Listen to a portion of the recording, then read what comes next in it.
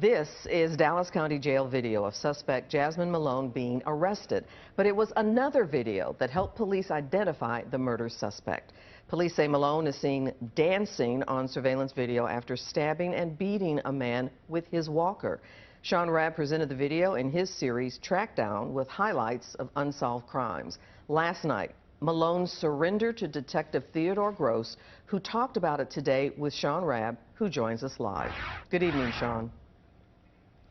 And to you, Clarice, police have high praise for Trackdown viewers over the last few weeks, but especially in this case. Many calls came in to Detective Theodore Gross, grateful for the assistance and help of viewers in tracking down suspects.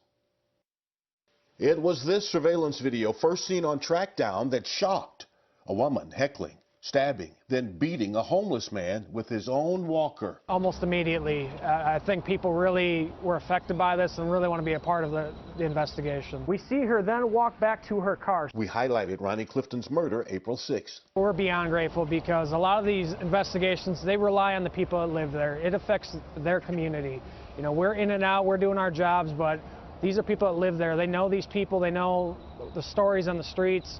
Without them, it's hard to work some of these cases, and I'm greatly appreciative of the citizens' help. Viewers identified the woman as Jasmine Malone. This is what helps us. Is without this, I wouldn't have known who she was. You know, the second people who lived in a community saw her, they're blowing up my phone, and it worked out. This is how we want these cases to go, and we don't want them to stretch out for years or maybe never even solve. We want it solved quickly so we can help these families. You know, it doesn't impact me as far as if I get a case solved. It impacts the family, and that's what's most important to us. Court records show Malone had a 2016 and 2021 arrest for assault on a public servant.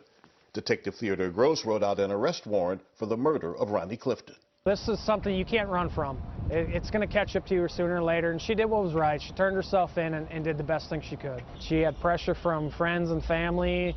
She contacted a lawyer. She did everything she should.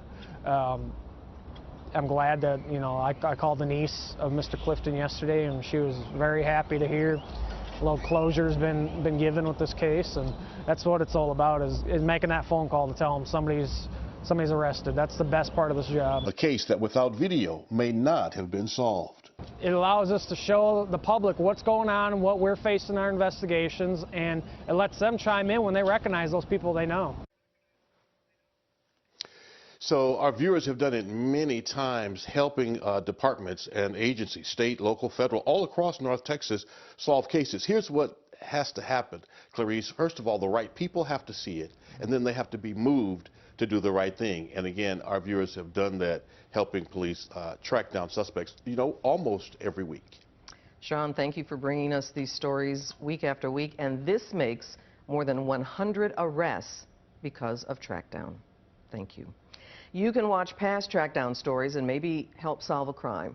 Go to Fox 4 YouTube page, youtube.com/Fox 4 News.